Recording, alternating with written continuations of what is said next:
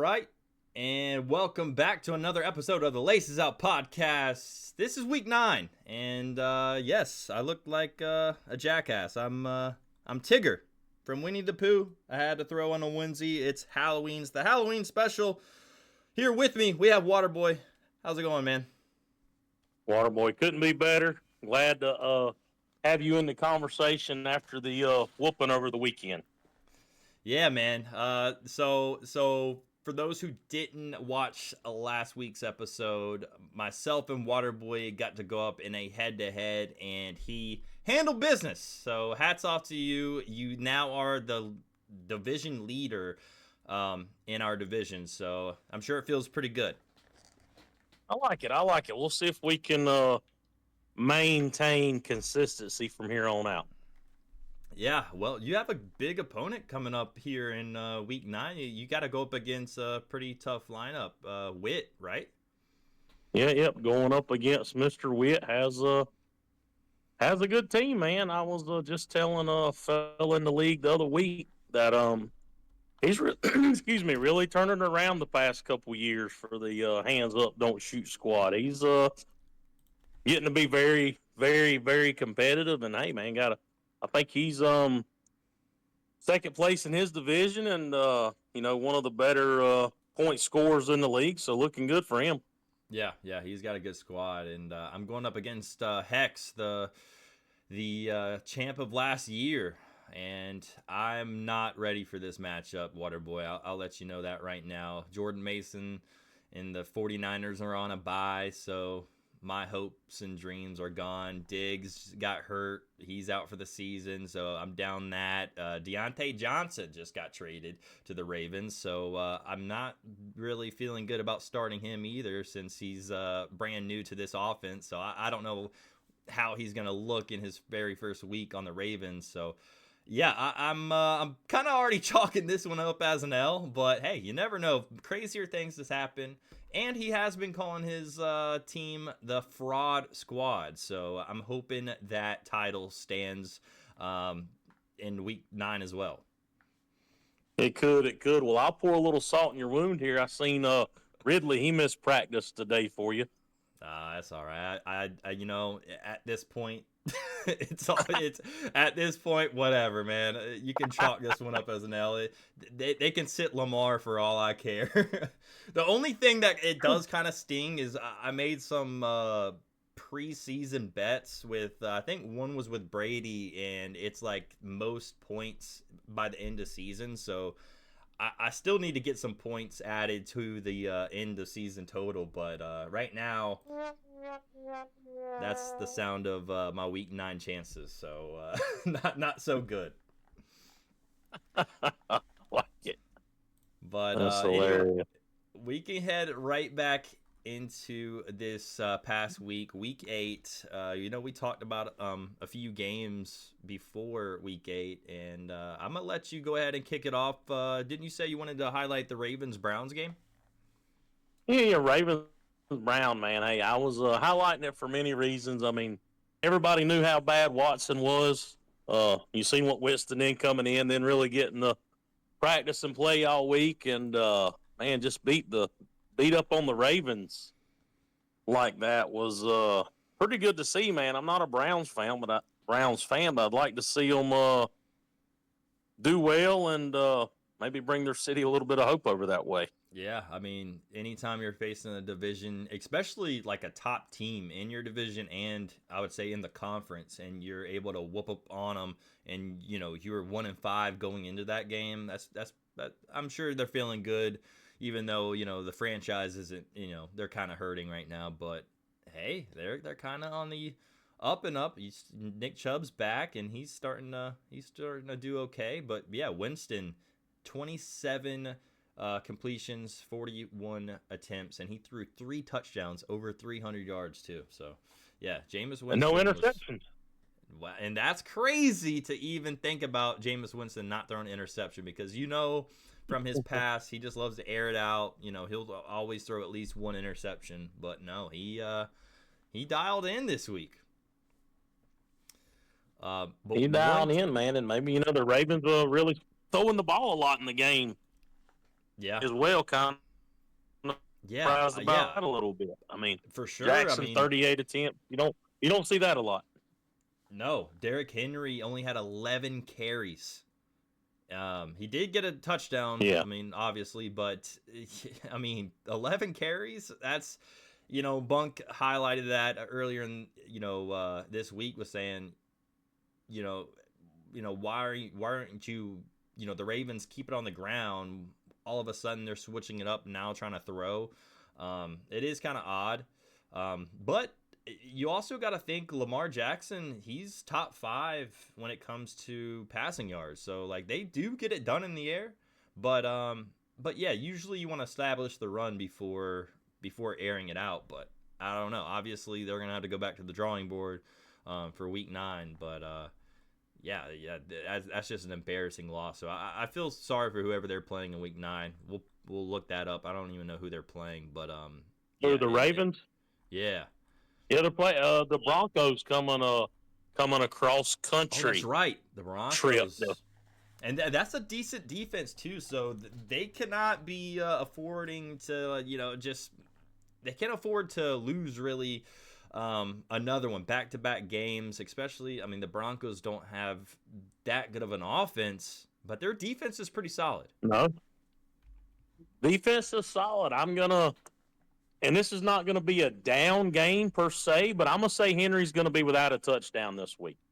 Okay, that's a bold prediction. I mean, it's hard to keep him out of the end zone, but hey, I love it. I love to hear the bold predictions. There's one right there. Hot take The early. one game that was just an absolute blowout from basically start to finish. The Lions handled the Titans. The Titans just look like a middle school team against the Lions, and the Lions are just rolling. They, Gibbs getting a touchdown, Montgomery getting a touchdown. But I will highlight one player. I know you said he was getting, he was kind of banged up, but Calvin Ridley, 10 receptions, 143 yards. So they were just peppering him with receptions and targets. And as a Ridley owner, I was pretty happy to see that. Oh, definitely. I mean, I think that was more yards than he had in the previous 5 games combined. I mean, but you got to think he has the talent that he'll eventually come through for you, and he finally paid off. Yep. Would have hoped for him to get a touchdown, but I was glad he didn't. Yeah, well, he was on my bench, so he could have whatever. He could drop to 0, and I'd have been fine. But the Cardinals Dolphins, we talked about Tua coming back. Tua, his brains didn't get scrambled, even though there was a time he did scramble and did slide. Thank God, because I mean, he can't take another hit, Waterboy. I mean, what's your thoughts? I mean, I know you said he shouldn't even be playing. Do you still think that way after seeing that? How he played this past week? No, I mean, when he did scramble, he did get downs. I mean, I guess proud of him for that, but yeah, I still it's only a matter of time. I'm not wishing anything. I mean, it's yeah. I mean, at this point, just a shoulder, a good blow to his upper body could rack him up pretty good. I mean, he's just had that many of them, concussions, and I'd be nervous, or if I was the coaches and the staff, I mean, do not scramble. Just kind of do like Tom Brady, just kind of fall down. Yeah, I mean, I'm surprised he didn't even wear the Guardian cap that some of these players have been wearing throughout the season. Like that is, I'm just shocked that he's just going out there just like, it's all good, guys. Just like another injury. I'm back, and then I'm back. Able to scramble and stuff like that. I cannot believe it. I saw a video, Dolphins fans watching him scramble, and they were losing their shit just seeing him like, what are you doing?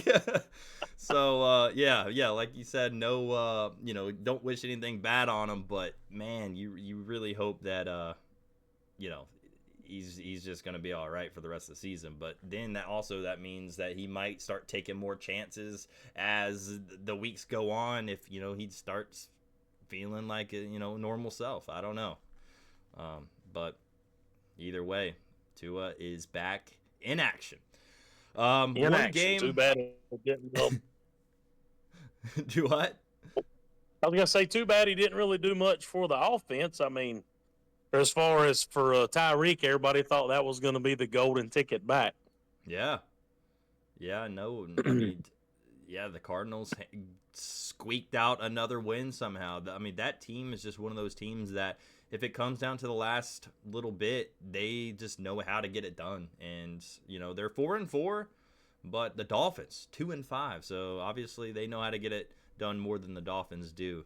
But going ahead, I would say the Commanders-Bears game. Now, that game was ridiculous. It came down to that last Hail Mary. Everyone's seen it. I mean, if you haven't seen it, you're living under a rock. Jaden Daniels throws one up. One of the Bears safeties or corners or whatever was talking shit before during the play to the fans, waving them by and everything. And then the ball starts getting launched, and he goes over toward where the ball is going, and he swats it, and it ends up in a Commanders receiver's hands, name being Noah Brown. Just it falls right to him, and I mean, if I that guy should get cut from the Bears. Simple as that. Like, there's no reason first to just taunt the fans before the game's even over. And then, not even just that, like, go and literally give them the win by making the swat. It goes behind you. Like, man. What are your thoughts on that game or anything you take away? McLaurin had 5 receptions for 125 yards. Jaden Daniels, 326 yards, 1 touchdown. But even on the other side, Swift had 129 yards and a touchdown, only on 18 carries too. So, it was even though it wasn't that high scoring, but it was a good game. No, definitely. Yeah, didn't watch it, but definitely seen the highlights, man. Yeah, that's tough on that player. I don't know how you can keep him on the squad or some type of in-house penalty. I assume has probably been handed down from his compadres. And just shows you how far Daniels can chunk out. I mean, from his own 35, what is that? So 65 yards. I mean, just in a straight up rainbow. Yeah. That's insane. And he run around in the backfield 10, 12 seconds. I mean, yeah. He was stretching that play. Yeah, that's I mean, it's definitely leading the vote for player of the year. It's going to be tough to beat that. Yeah, again, keeping the Commanders undefeated at home. They're now 4-0 at home, 6-2 overall, and it just adding more excitement to that Commanders team and just the road that they're going down right now. It's very exciting. As if you're a Commanders fan, I know Menace is out there watching all these games and he's really excited. He said it's been so long since they've been good, and now he's actually watching them thrive. Which, hey, I was in the same boat when I was watching my Panthers in 2015 when they were making that undefeated run.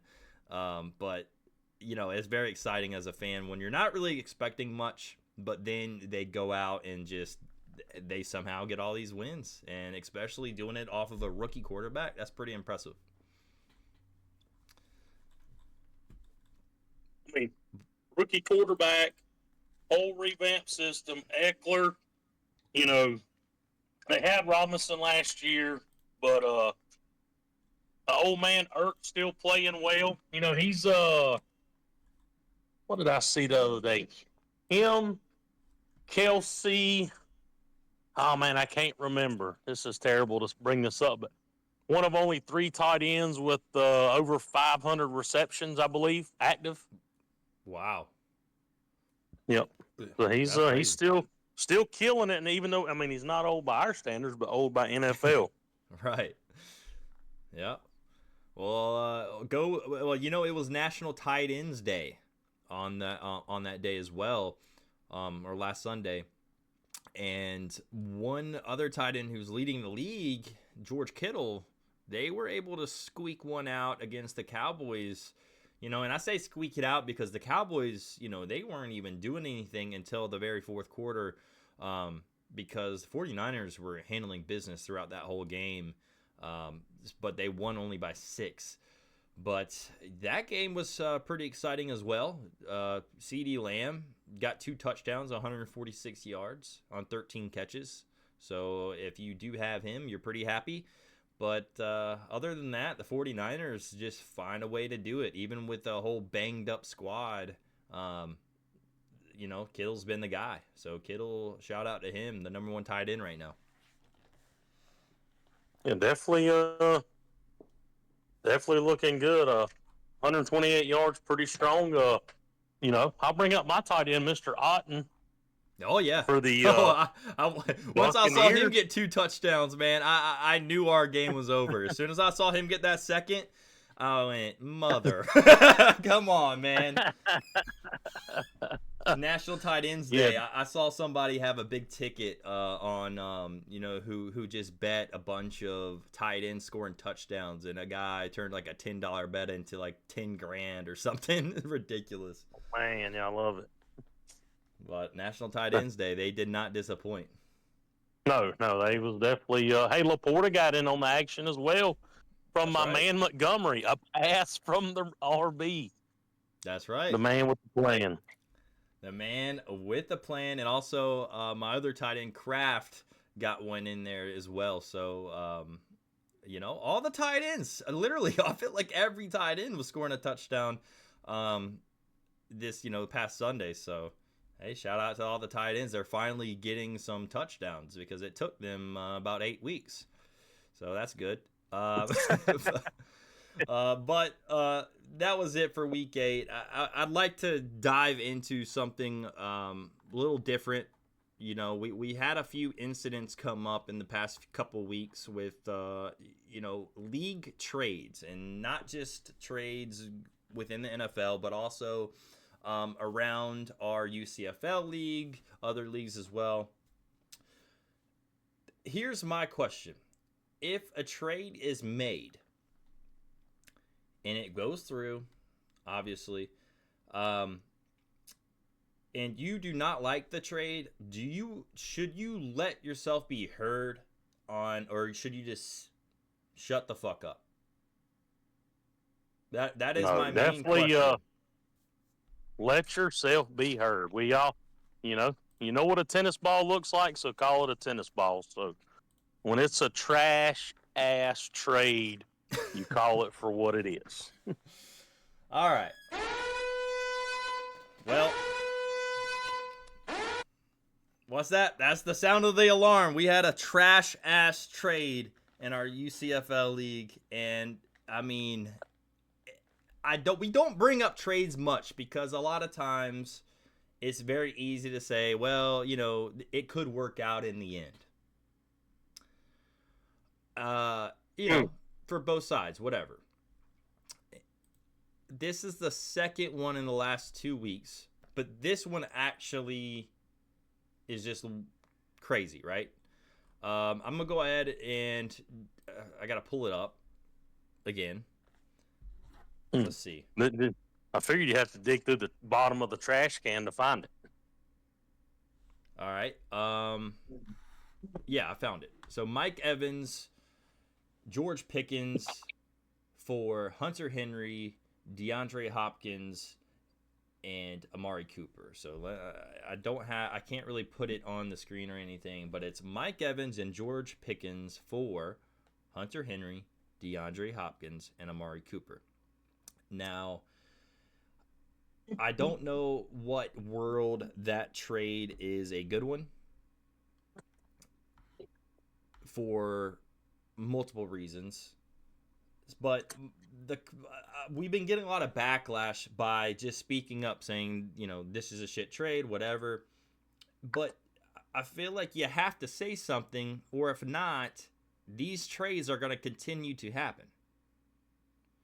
And I don't know if if I'm out of pocket saying shit, whoever's out of pocket saying stuff, this time, you know, I don't really think there's a problem on saying things, but either way, I just had to bring that up and ask that question. Do you be heard, or you just sit down, shut up, let things happen, you know, let a trade happen? Since it doesn't involve you, whatever, let it happen, let the commissioner deal with it. But as a commissioner for yourself, you also have to be put in that same situation. Is, hey, do you veto a trade? Like, what my line is, what trade can a commissioner veto without being the bad guy? And yeah, that's tough. That's tough. And you know, as a commissioner in our league, for you, like, where's that fine line when it comes to, it's like, hey, you know, this trade can't happen? Well, we danced all over that line with the trade we just had happen. I ain't gonna lie, I even told you earlier I made a call to another party in the league, just trying to get a understanding of what we had going on. And you know, I like to check my train of thoughts just to see where we are. And I said, man, do you think this trade should be vetoed? Because I'm not at a 99% veto, but it's like 61%. I'm like, man, it's really questionable. And I don't think, definitely not questionable in no kind of collusion, how we always jump in and say that, but questionable and just unfair trade practice. You know, Martha Stewart, she went to prison for a while for unfair trade practices and coming out and doing commercials with Snoop Dogg. So maybe Jay Bunk's planning for the future and we just don't know it. maybe he knows something about Mike Evans' injury that you know, or maybe he's down there rubbing him down with hot stones from the Korean spa right now.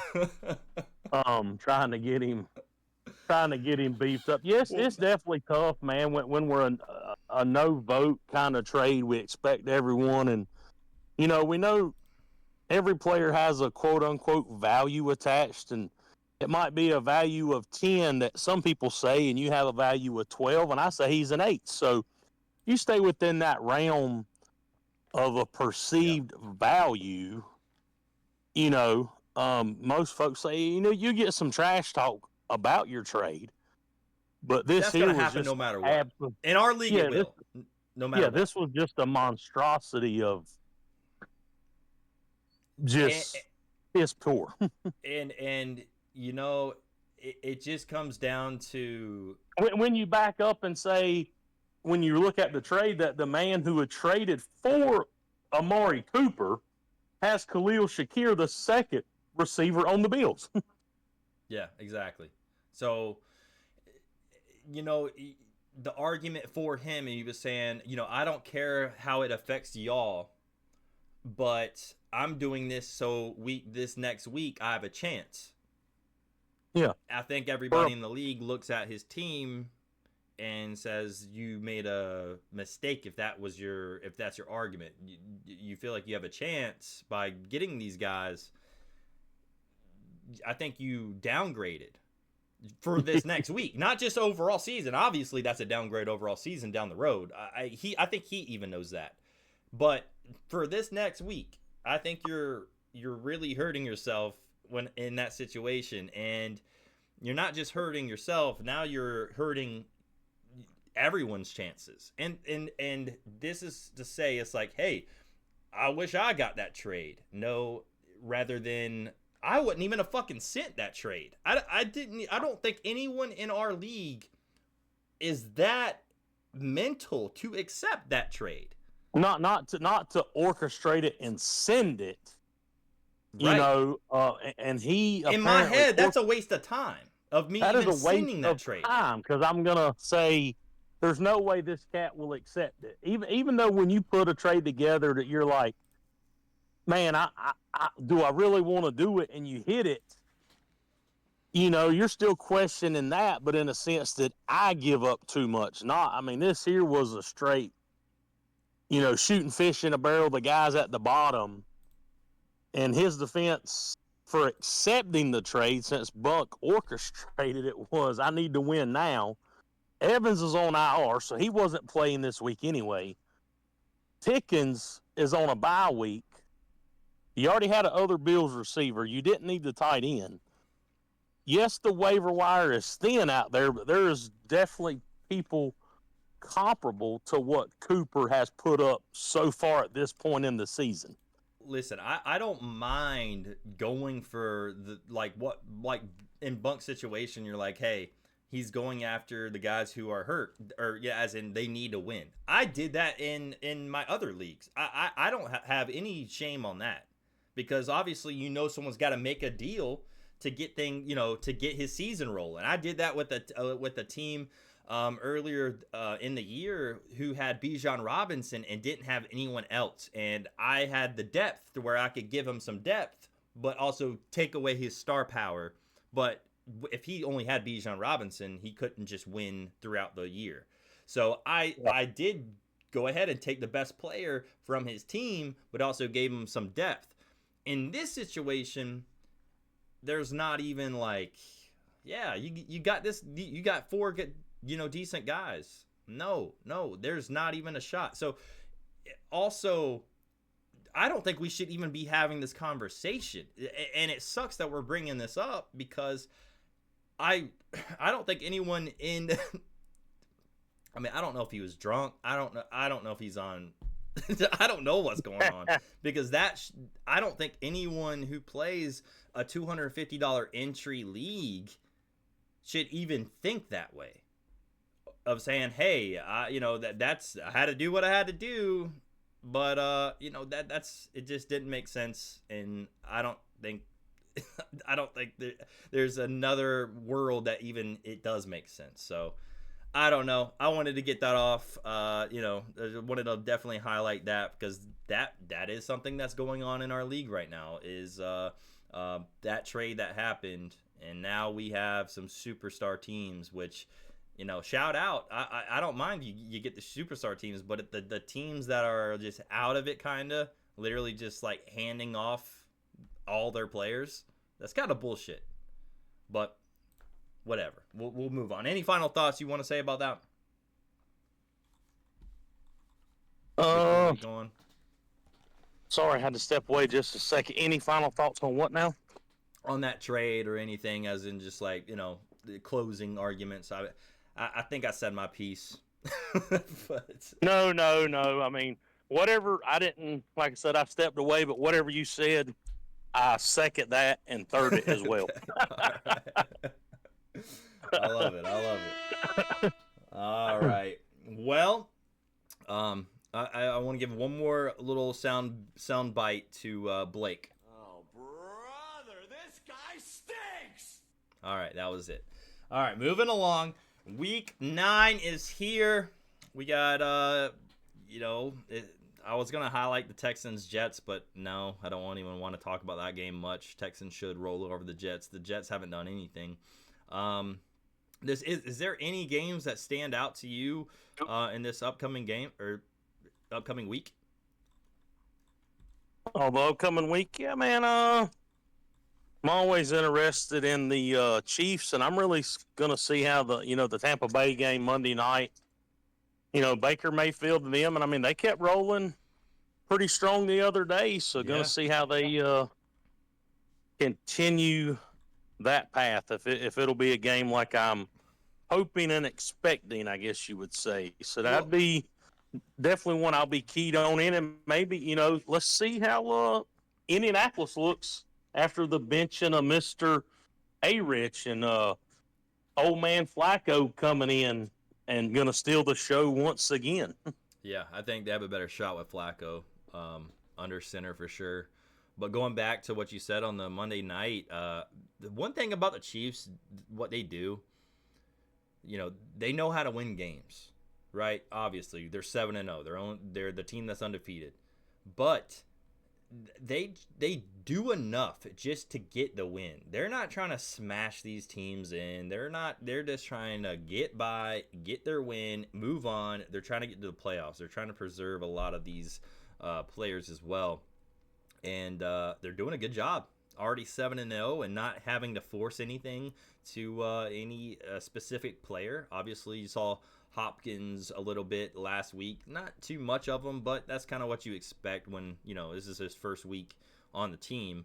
But, yeah, the Chiefs, I feel like they're going to be able to get that one done. The Bucs are definitely hurt without Mike Evans and Godwin. And the Chiefs at home, man. I think y'all are going to be 8-0 after this week. I mean, I feel confident in the 8-0. They are, I said that a few weeks ago. The Chiefs, they don't want to, they wanted to throttle you. Yeah. 2 years ago. Now they're just like, okay, we need 24 points. It's like they have a predetermined goal. We need 24 points. That's what we're getting, and we know we can hold these guys to 14. And that's what they go do, which is not a bad plan if you can set it in action. And they are 7-0 with probably should be 6-1 with the a few questionable calls that went towards the Chiefs' direction. But hey, here we are at 7-0.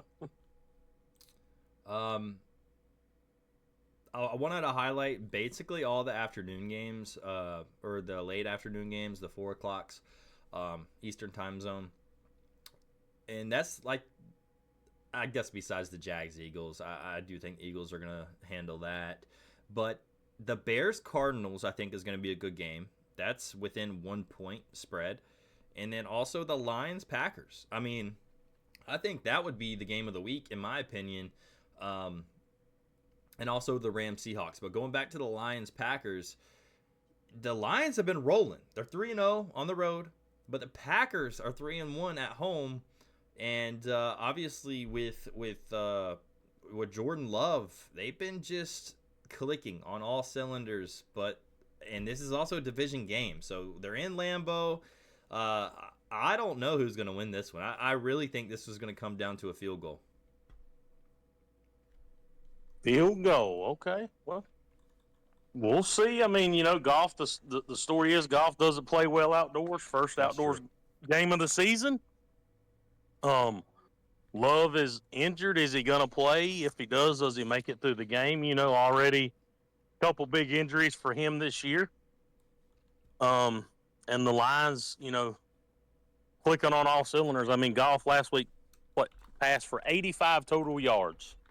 And now, granted, the special teams done what they needed to do and every other aspect of the team, but I mean they're firing definitely on all 8 and firing hot on all 8. So I'm gonna maybe say the Lions will take it and more than a field goal and play them all the way more than the total.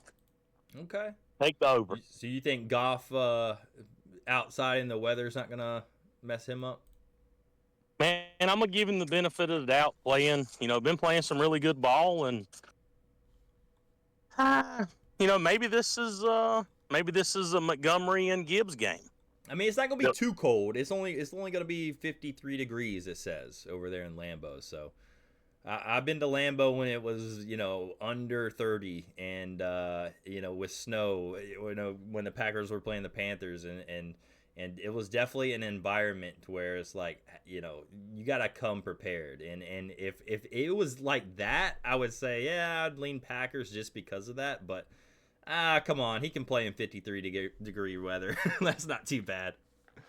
Not bad at all. No, I agree with you wholeheartedly. Yes. I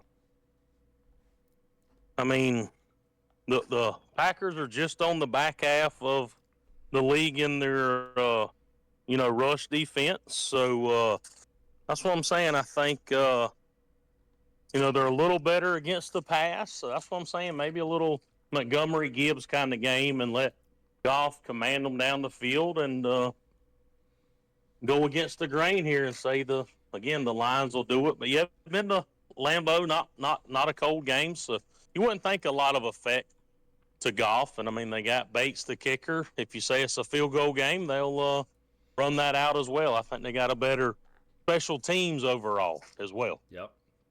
Yep, and the dual running backs too definitely help them.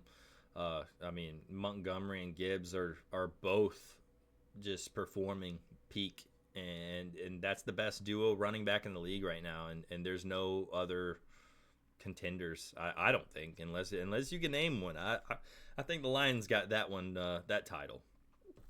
But Yeah, for sure. the one other game in that 425 slot is the Rams Seahawks, another division game.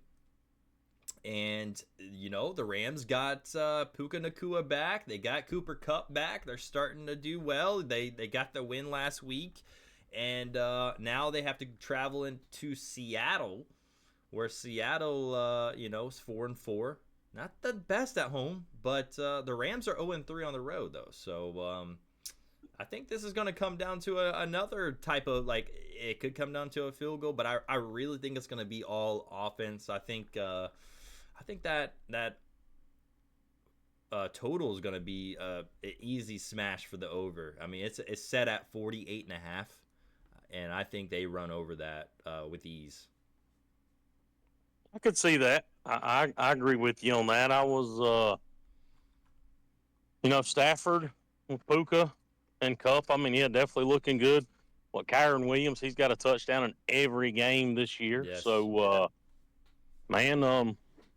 looking sharp. Geno still didn't have a good game last week. But they knew the Bills was going to be a tough opponent. But leading the league in yards, weren't they? Yeah, and missing DK, and he's not practiced so far this week. So, we'll see where it goes. But I think I'm going to agree with you on this. Definitely going to be a high scoring affair. That's what we're gambling on anyway. That's right. And then you said that the Ravens Broncos. You said the Broncos are gonna. You said they're gonna stop Henry this week. Yep, bold prediction early. I'm gonna say they're gonna stop him on it and put it in Jackson's hand. Still, the Ravens are gonna win, but But I mean, now I said Henry without a touchdown. I didn't say he still wasn't gonna have 174 yards. So, I just said no touchdown. You think he throws a touchdown? Oh, well, damn, that would go against the grain on me there. I'm going to stick with no touchdown. He's only got one receiving touchdown this year, and that's the first in a long, long time for him. But I'm going to say just no touchdown in general. All right. Well, we'll wrap up a little bit short. The bye weeks this week, though, is the Steelers 49ers. And which hurts me, obviously. I got Jordan Mason. So Hex, if you're watching this, you lucky sumbitch. That was my only shot, as long as I could get Mason to get like 20, 25 points. But yeah, Diggs out for the season, so sucks right now to be a Michelob man right now. But other than that, we do have one question I would like to answer. Someone in the chat's asking. He's asking, would you trade Drake May? I think this is a might be a dynasty league. So he said, would you trade Drake May for Anthony Richardson, Jaden Reed, and a late 2025 first rounder? He's given up all of those?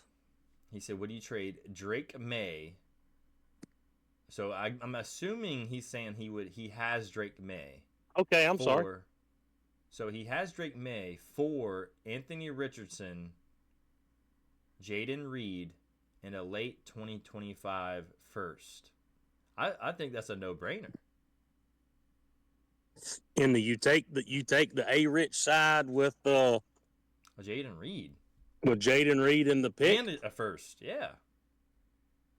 I would say so. I mean, Richardson might come back. There's still great potential there for a dynasty play. Yeah. Hopefully he's got some other decent quarterback. I would say dynasty. I'd say go for it. Yeah, For sure. I mean, well, I Menace is in mean, the hell, I chat. mean, May's out right now. Not saying it matters for dynasty, but he's already 3 games in and out, missing a game for a concussion. You know, I ain't saying he's the next Tua, but Right. I mean Drake. It's just one. Man, I wouldn't bank on just one player rather than have a future player also with two guys who are, I would say, like they've already showed you what they have. They can well, do. yeah, good potential. Yeah, I mean, I don't think we say Flacco's not the answer long term. Maybe giving Richardson some more time, but we didn't even hit on this earlier. Have you ever seen a quarterback take himself out of the Oh, game for being yeah, tired? I'm tapping my head. I know you can't see me right now, Water Boy, but I'm tapping my head because that's what he was doing to send himself out. Yeah, no, I mean it was funny because even Pat McAfee was like, "I've never seen a quarterback do that." And he goes, "I No. played many years of football," and he goes, "I have never seen some quarterback take himself out of the game for that Unless reason." for So, injury, his ribs yeah, are if you're hurt, whatever. killing him. Something, not just because No, I'm tired, that's coach. insane. That's insane to me. It's like, hey, I think That this says league's getting that says a soft. lot about him. Maybe who knows? He might be the next Jamarcus Russell, and God bless America for that. Yeah. I mean, that's that. Yeah, that was weird. And then also Anthony Richardson. I don't know what his contract is right now. So I really can't speak on that too much. But if he could get traded possibly if they do, they find out they're like, no, we don't want to stick with them. He could get traded and be a star quarterback somewhere else. Like, Hey, all the Panthers fans earlier were saying we should have hey, took Richardson. Maybe I'll it'll take double. Richardson. The Panthers will double down and dip their own ass and take him and be where they are. I'll take Richardson all day right now. Bryce Young starting again. I don't know if you saw that. He's starting again here this week, so I'm picking the Saints on that. It comes down to I'd rather have anybody right now than him under center. It just comes down to you had your chance. You had your chance. Either get him out of the organization or just let him learn, and we're not doing that. So Not I doing don't that. know, man. Who knows? A buddy of mine tried to talk me into taking the Panthers earlier. He's like, anytime a home team is laying 7 or getting 7, you take them 6. I'm like, no, I can't. I just cannot No, take not. the Panthers. I'm sorry, no, you haven't seen this team. Listen, The stats 2015. are the stats. 2015 was a great year for us. That was one of the times where I could, nobody could talk shit about the Panthers. But right now, Yeah. hey, I'm with y'all. Hey, you can talk shit all you want about the Panthers, and all I'm gonna say is, yeah, you're right. Yeah. So For sure. it For sucks. sure. It sucks to be a Panther fan, but hey, you're on the opposite side of the spectrum. You're 7-0 with the Chiefs. I know you're feeling good, and I'm sure 8-0 is gonna be on the horizon here very shortly. Yep. But all right, For well, sure. I think that's it. Unless you have anything else you want to talk about. No, man, just same as always. Good luck to everyone. Hope we have a good set of games this week, and maybe we, myself included, who has been ate up by the injury bug all year, and still here we are. We'll, maybe not have a bunch of guys visiting the Blue 10 on Sunday or Yeah, for Thursday real. Yeah, or fingers Monday. crossed on everyone's teams to stay healthy. And good luck to everyone in their Week 9 matchups, except for you, Hexer Sifs. Go fuck yourself. And we'll see you guys in Week 10. Peace out, guys.